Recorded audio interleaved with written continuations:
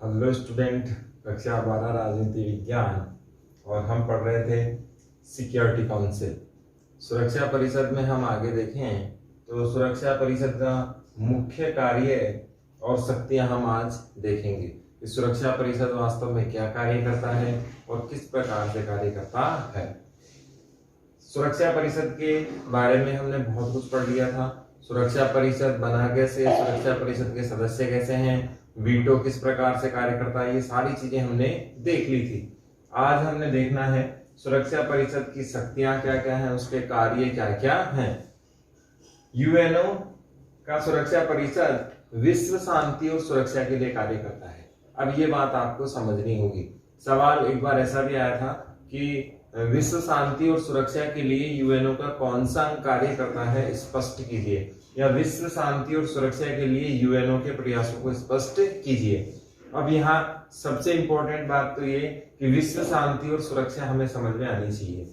विश्व शांति का मतलब ये हुआ कि पूरी दुनिया के संघर्षों को रोकने के प्रयास यूएनओ करे, पूरी दुनिया में सिक्योरिटी का काम करे। सिक्योरिटी किसकी? एक देश का दूसरे देश पर अनाक्रमण हमला नहीं होना चाहिए, सैनिक कार्रवाई नहीं होनी चाहिए, आतंकवादी गतिविधियां नहीं होनी चाहिए, कोई केमिकल हमला नहीं होना चाहिए। कुल मिला के मानव जाति की सुरक्षा, ये क्या है? विश्व सुरक्षा है, विश्व शांति है। तो ये बात हमारे जब समझ में आती है कि हमारा अर्थ, हमारा मतलब विश्व शांति और सुरक्षा को लेकर क्या है, तो उसके बाद हम आगे बढ़ सकते हैं। विश्व शांति में ये भी है कि कोई ऐसा भड़काऊ भाषण नहीं दिया जाना चाहिए, कोई ऐसा उत्सव वाली कार्रवाई नहीं होनी चाहिए, किसी प्रकार का कोई ऐसा मैटर नहीं होना चाहिए जिससे विवाद बढ़ जाए। आपको याद होगा कि विश्व युद्ध एक राजकुमार की मृत्यु के कारण फैल गया था, और भी बहुत सारे कारण थे, लेकिन मुख्य तात्कालिक कारण राजकुमार की मृत्यु ही था। जैसे फॉर एग्जाम्पल हम देखते हैं बहुत बार ऐसी उत्सव वाली कार्रवाई होती है जिसे कहीं ना कहीं युद्ध का रूप धारण कर लिया जाता है। तो ऐसा कोई कार्य ना हो, इसकी जिम्मेवारी किसकी है? यूएनओ की है। मीडिएटर का काम करे, सिक्योरिटी का काम करे, और अगर विवाद कहीं बढ़ रहा है, यूएनओ 3 चरण में काम करता है। ये बहुत इंपॉर्टेंट है, आपकी किताब में नहीं दे रखा है, ये यूएनओ की गाइडलाइन में सबसे इंपॉर्टेंट है। पहला काम क्या है? या तो ये विवाद होने ही नहीं दे। पहला कार्य क्या है कि या तो विवाद होने ही ना दे, फर्स्ट अपॉर्चुनिटी। सेकंड ऑप्शन इसके पास क्या रहेगा कि यदि विवाद हो भी जाता है तो उसे युद्ध में कन्वर्ट ना होने दे। ये फॉर्मूला आप याद रखना, यूएनओ का बेस्ट फॉर्मूला है कि या तो क्या नहीं होने दे, विवाद नहीं होने दे। ये तो है क्या है? पहली अपॉर्चुनिटी है कि विवाद होने ही ना दे। यदि विवाद हो जाता है तो इससे अगला कदम क्या है कि उस विवाद को युद्ध या संघर्ष में कन्वर्ट ना होने दे। ये बात इसको ध्यान में रखनी चाहिए। यदि युद्ध हो जाए तो इसे भयंकर युद्ध में ना कन्वर्ट होने दिया जाए। इसके बाद क्या हो जाए? भयंकर युद्ध में कन्वर्ट ना होना पाए, ऐसी प्रयास उसे लगातार करना चाहिए। ये फॉर्मूला किसका है? यूएनओ का विश्व शांति और सुरक्षा का क्या है? ये फॉर्मूला है। क्या है कि या तो विवाद होना ही नहीं चाहिए, और यदि विवाद हो जाए, किसी कारण विवाद नहीं रुक पाए, तो विवाद आगे बढ़े, किस में बढ़ता है? युद्ध में बढ़ता है, संघर्ष में बढ़ता है, किसी प्रकार के केमिकल अटैक्शन में, परमाणु रिएक्शन में बढ़ता है। तो ये सारी चीजें नहीं हो, और अगर ये हो भी जाए तो ऐसा नहीं हो कि भयंकर विनाश हो जाए। तो यहाँ तक का फॉर्मूला इसका होता है, यानी कि पहली स्टेप, दूसरी स्टेप और तीसरी स्टेप। यहाँ रोका जा सकता है यूएनओ के प्रयासों के द्वारा, यहाँ रोका जा सकता है, और फिर अंत में यहाँ भी रोका जा सकता है। ये यूएनओ की विश्व शांति और सुरक्षा का क्या है? प्रयास है। यूएनओ लगातार ऐसे प्रयास करता है जिससे अंतरराष्ट्रीय ध्रुवीकरण ना हो, सैनिक संगठन ना बने। कुल मिला के कहा जाए तो विश्व शांति के प्रयास कौन कर रहा है? यूएनओ कर रहा है। तो ये किसकी जिम्मेवारी है कि यूएनओ विश्व शांति और सुरक्षा परिषद को देखेगा? ये यूएनओ की सिक्योरिटी काउंसिल की जिम्मेवारी है। फिर आपको दूसरी चीज यहाँ और देखनी है कि अंतरराष्ट्रीय शांति सुरक्षा या अंतरराष्ट्रीय धरातल पर कार्य करने के लिए यूएनओ के सिक्योरिटी काउंसिल को जब इतना बड़ा समझते हैं, हर देश इसमें हिस्सेदारी चाहता है। भारत अपनी दावेदारी कर रहा है, G4 के माध्यम से दावेदारी कर रहा है। अब सवाल ये उठता है कि किसी भी नए सदस्य के लिए, यहाँ हम पढ़ेंगे, किसी भी नए सदस्य के लिए कौन सी शर्तें यूएनओ लगाता है। तो यहाँ पर एक बार ऐसी मीटिंग हुई थी 2005 में, उसमें कुछ शर्तें रखी गई, आपके सिलेबस में नहीं है, यूएनओ का पार्ट है। यूएनओ का टॉपिक जब भी एनसीईआरटी में आता है, एनसीईआरटी में बहुत डिटेल से इसको दे रखा है। तो इंग्लिश मीडियम की जो बुक्स है उसमें बहुत अच्छे से इसमें स्पष्ट किया गया है कि यूएनओ के नए सदस्य के लिए कौन कौन सी शर्तें होंगी। हमारे किसी काम का नहीं है, लेकिन फिर भी हमारे टॉपिक से जुड़ा हुआ है, इसलिए हम एडिशन इसमें जोड़ सकते हैं। जो भी नया सदस्य हो वो यूएनओ का नियमों का पालन करने वाला होना चाहिए, पहली शर्त। दूसरी, यूएनओ के शांति और सुरक्षा प्रस्ताव का भी समर्थन करने वाला होना चाहिए। कोई ऐसा घटनाक्रम ना करे जिससे युद्ध जैसी उत्सव कार्रवाई की जा सकती हो।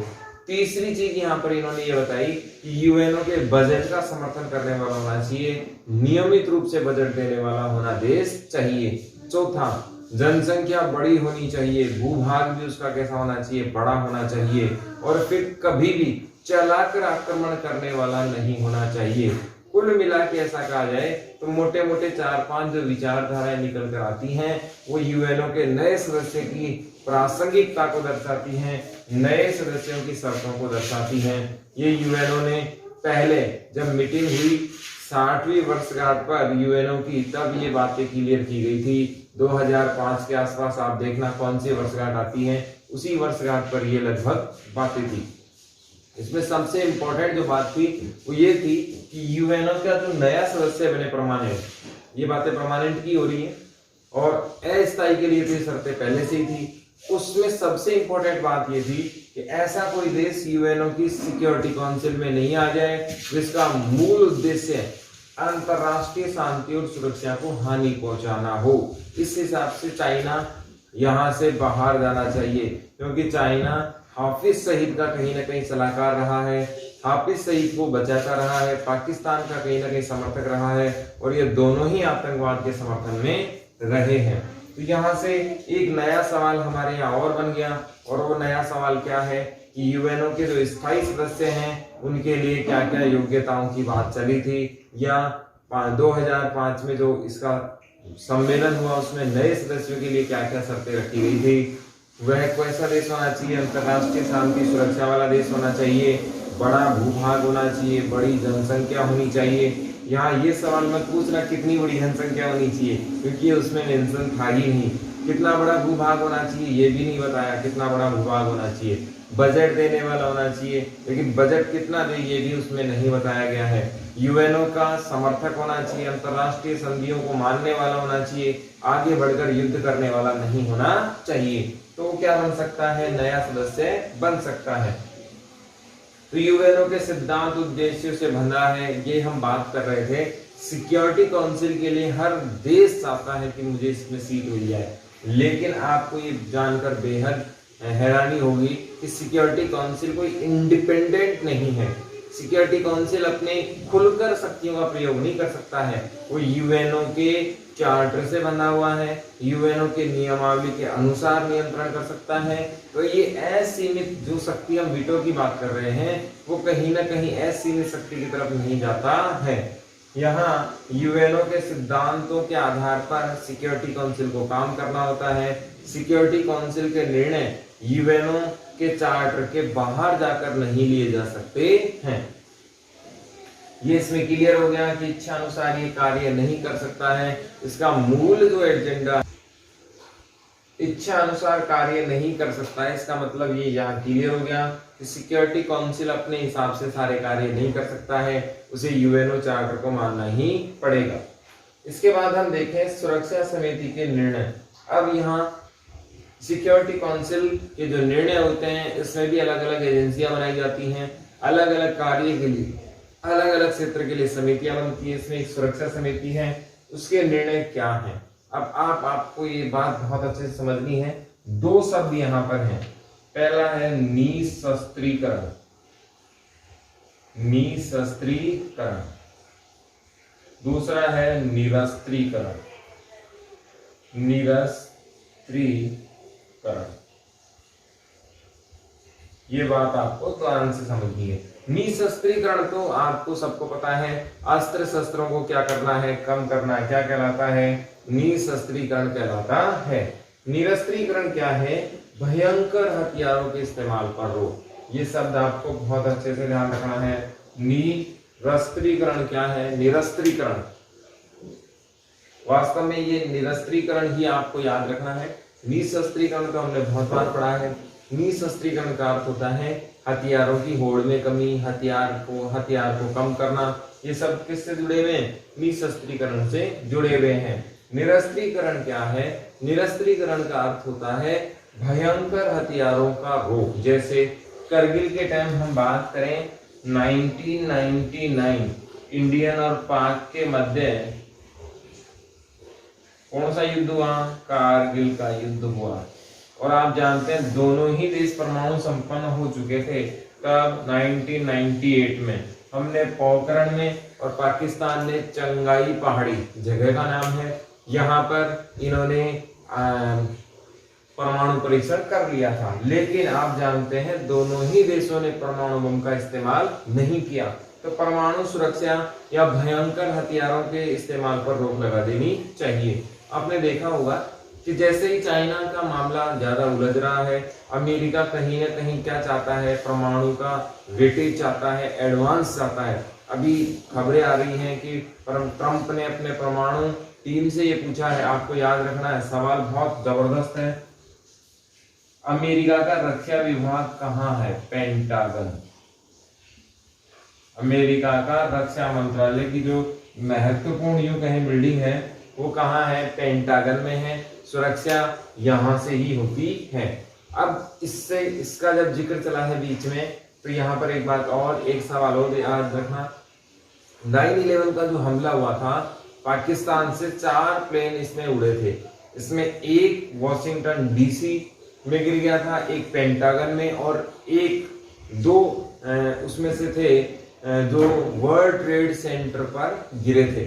आपको याद होना चाहिए, वर्ल्ड ट्रेड सेंटर बहुत ऊंची इमारत थी, इसमें से 2 प्लेन टकराते हैं। पेंटागन अमेरिका का जो रक्षा विभाग उसकी बिल्डिंग से एक प्लेन टकराता है, एक पेंसिल्वेनिया के खेत में गिर जाता है, और ऐसे करके 4 हो जाते हैं। शायद वॉशिंगटन डीसी में भी एक प्लेन गिरा था। और इस प्रकार से इसमें 3 तो कंफर्म है, 2 वर्ल्ड ट्रेड सेंटर से गिरेंगे, एक पेंटागन में और एक पेंसिल्वेनिया के खेत में, वो कामयाब नहीं हो पाया था। ऐसे करके 9/11 का हमला इस पर हुआ था। अपने काम का इतना सा है कि अमेरिका के रक्षा विभाग का जो सेंटर है, जो बिल्डिंग है, वो कहाँ है, पेंटागन में है। बहुत बार जीके का सवाल आपसे पूछा जाएगा, तो आपको ये याद रखना है। तो अभी ट्रंप ने क्या किया है कि अमेरिका के रक्षा विभाग से पूछा है कि आप एटम बम की कार्रवाई कितने समय में कर सकते हैं। ये ऐसे समय में आ रहा है, तो ये आपको यहाँ 2 बातें समझनी होंगी। एक तो चीन के प्रभाव को वो कम करना चाहता है, लेकिन वो जानता है बिना भारत की मदद के वो ऐसा नहीं कर सकता। इसीलिए वो भारत की तरफ झुकना चाहता है, भारत का समर्थन वो करना चाहता है। ऐसे रोज बयान आ रहे हैं चाइना के विरुद्ध में और भारत के समर्थन में। दूसरा यहाँ आपको और समझना चाहिए, जहां अंतरराष्ट्रीय राजनीति में कोई भी काम बिना लालच के नहीं होता है। यहाँ तक खाना भी हम जब खाते हैं जब पेट में भूख लगती है, तो अंतरराष्ट्रीय राजनीति में तो लालच के बिना कोई काम होता ही नहीं है। पूरी दुनिया में किसी का ध्यान भी इस तरफ नहीं जा रहा है कि वास्तव में रीजन क्या है अमेरिका के परमाणु बम की तरफ जाने का। आपको याद होना चाहिए इसी साल या जनवरी के आसपास अमेरिका और रशिया के बीच में जो परमाणु समझौता है, यानी कि एक दूसरे के बड़े खतरनाक हथियार ना बढ़ाने का जो समझौता है, वो खत्म हो रहा है। और अमेरिका कहीं ना कहीं प्रेशर बनाना चाहता है रशिया पर कि वो हथियार का जो समझौता है वो कंटिन्यू करे। और आपको याद होना चाहिए, अभी रशिया ने बड़े न्यूक्लियर टेस्ट का एक प्लान बनाया है, जो लीक्स हुए हैं, रिपोर्ट्स लीक्स हुए हैं, उससे लग रहा है कि वो कहीं ना कहीं अमेरिका से आगे निकलने की होड़ में आएगा। और अमेरिका नहीं चाहता कि वो हथियारों की होड़ वापस से हो जाए। वो कहीं ना कहीं अपनी महाशक्ति, महावर्चस्व की सीट को छोड़ना नहीं चाहता। तो कहीं ना कहीं अमेरिका भारत चीन युद्ध से कहीं कोई लेना देना उसे नहीं है, वो अपने सिर्फ वर्चस्व को बचाने के लिए कार्य कर रहा है। इसी प्रकार सुरक्षा परिषद के निर्णय भी अपने इंडिविजुअल होते हैं, चार्टर से बंधे हुए होते हैं। हम हमारे टॉपिक पर वापस आते हैं। निशस्त्र निर्णय का क्रियान्वयन की बात ये करते हैं कि कम से कम हथियार होने चाहिए, हथियारों की कमी हमें करनी होगी। नए सदस्य, अब ये नए सदस्य कहाँ के होंगे? सिक्योरिटी काउंसिल के होंगे। हमने 2 प्रकार के सदस्य पढ़े थे। पहले वे जो स्थायी थे वो कितने थे? 5, फ्रांस, ब्रिटेन, अमेरिका, रसिया और चाइना। अब आपको ये ध्यान रखना है, कंपटीशन एग्जाम में हमेशा ये सवाल आता है और आपको ध्यान रखना है, जैसे आप 12th के बाद अभी एग्जाम देंगे तो आपसे सवाल आएंगे, या अभी जो राजस्थान पुलिस वगैरह के लिए एसएससी के बहुत सारे एग्जाम्स होने वाले हैं, उनमें सीधा सिंपल सवाल आपको मिलेगा, सिक्योरिटी काउंसिल में वीटोधारी सदस्यों के नाम नहीं है, ये सवाल आपसे मिलेगा। उसमें जापान ज्यादातर होता है, जापान कभी भी वीटोधारी नहीं है, भारत का नाम होता है और हमारा देश प्रेम वहां जा जाता है कि भारत वीटोधारी है, भारत का नाम है, भारत का एग्जाम है तो भारत राइट आंसर होगा, जबकि वो 100% गलत है। भारत सुरक्षा परिषद का वीटोधारी सदस्य नहीं है। नए सदस्य कौन से? अस्थायी की बढ़ोतरी की मांग हो रही है, स्थायी की भी बढ़ोतरी की मांग हो रही है। स्थायी सदस्यों के चुनाव नहीं होते हैं, आपको ये ध्यान होना चाहिए। महासचिव, ये महासचिव कौन से? पूरे यूएनओ के ही महासचिव की बात हो रही है। अंतरराष्ट्रीय न्यायालय, अंतरराष्ट्रीय न्यायालय को भी हमने बहुत डिटेल से पढ़ना है और इसमें कितने न्यायाधीश होते हैं, किस प्रकार की कार्रवाई होती है, हम डिटेल से पढ़ेंगे। इनके न्यायाधीशों का चुनाव भी हम लोग ये पढ़ते हैं कि सुरक्षा परिषद ही इसमें भाग लेता है। तो कितने प्रकार के चुनाव हुए? नए सदस्य कौन से होंगे? महासचिव किस प्रकार से आएगा? चुनाव में भागीदारी सुरक्षा परिषद की होती है। अंतरराष्ट्रीय न्यायालय के न्यायाधीशों की चुनाव भी की भागीदारी किसकी होती है? सिक्योरिटी काउंसिल की ही होती है। फिर इसका मेन कार्य है विवादों का शांतिपूर्ण निपटारा। किसी भी विवाद को क्या करना है? शांतिपूर्ण निपटाना है। अब ये समिति की यदि हम बात करें तो सुरक्षा परिषद ही है। आप ऐसे समझें कि ये भी निर्णय किसके हैं? सुरक्षा परिषद के ही हैं। ये कार्य किसके हैं? सुरक्षा परिषद के ही हैं। अब इसमें देखें सवाल क्या क्या बने। पहला और बड़ा सवाल तो ये बना, सुरक्षा परिषद के कार्य और शक्तियों को स्पष्ट कीजिए। तो ये पूरा डिटेल यहाँ से यहाँ तक आ जाएगा। दूसरा, यूएनओ का सुरक्षा परिषद का सबसे प्रमुख एजेंडा क्या है? वही एजेंडा जो यूएनओ का भी है, क्या? विश्व शांति और सुरक्षा परिषद, सुरक्षा करना। फिर यूएनओ कैसा स्वतंत्र, कैसा एजेंसी है, कैसा संगठन है? महाशक्ति, यूएनओ चार्टर पर काम करने वाला संगठन है, इच्छा अनुसार काम नहीं कर सकता, निशस्त्रीकरण को बढ़ावा देता है। आगे हम पढ़ेंगे एमनेस्टी इंटरनेशनल की बात करेंगे, बहुत सारी एजेंसियों की बात करेंगे जो परमाणुओं को रोकने की बात करता है, भयंकर हथियारों को रोकने की बात करता है। फिर ये किस किस के चुनाव में भाग लेता है? आपको ये भी ध्यान होना चाहिए, सवाल आ सकता है कि सुरक्षा परिषद किन किन चुनाव में भाग लेता है। तो नए सदस्य किसके? यूएनओ के बनेंगे, उसमें भाग लेता है। महासचिव के भाग लेता है, अंतरराष्ट्रीय न्यायालय के भाग लेता है। अब नए सदस्य दोनों जगह बन सकते हैं, सुरक्षा परिषद में भी बन सकते हैं और महासभा के सदस्य भी बन सकते हैं जो यूएनओ के सदस्य भी होते हैं। यहां से सवाल बना कि यूएनओ का मुख्य एजेंडा क्या है? या तो विवाद हो ही नहीं हो तो कहां तक नहीं जाए? युद्ध तक नहीं जाए, और यदि युद्ध हो जाए तो कैसा नहीं हो? भयंकर युद्ध ना हो। अभी जैसे अजरबैजान आर्मेनिया की बात करें तो इस विवाद को सुलझा लेना चाहिए था, लेकिन विवाद नहीं सुलझा। अभी वो युद्ध कैसे चल रहा है? इस वाली स्थिति में चल रहा है। अब यहाँ से यहाँ नहीं जाना चाहिए, परमाणु हथियारों का उसमें इस्तेमाल नहीं होना चाहिए। ये जिम्मेवारी किसकी है? सुरक्षा परिषद की ही है। फिर हमने पढ़ा निशस्त्रीकरण और निरस्त्रीकरण। ये भी सवाल आता है, निरस्त्रीकरण को स्पष्ट कीजिए, भयंकर हथियारों के इस्तेमाल को रोक लगाना। फिर आपको ये भी सवाल आता है, भारत ने परमाणु परीक्षण कब किया?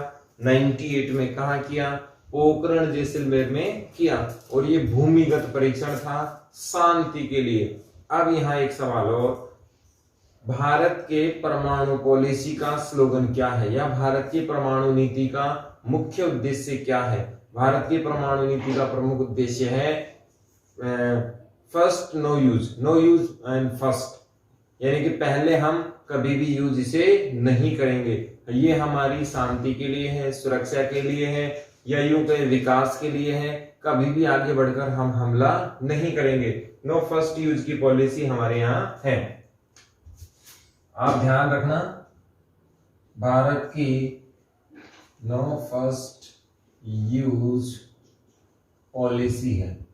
भारत का जो परमाणु से रिलेटेड जो इशू है, परमाणु परीक्षण जो किए हैं उसमें हमने क्या स्लोगन दिया है, नो फर्स्ट यूज पॉलिसी, यानी कि हम पहले आगे बढ़कर कभी भी युद्ध नहीं करेंगे। तो ये भी इंपॉर्टेंट याद रखना। फिर यहाँ से सवाल बनता है अमेरिका का रक्षा विभाग कहाँ है, तो पेंटागन में है और 9/11 में इसमें हमला हुआ था।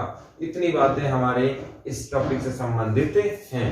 इसमें अगला जो टॉपिक बचा है सुरक्षा परिषद का यूं कहें आकलन, मूल्यांकन, समीक्षा।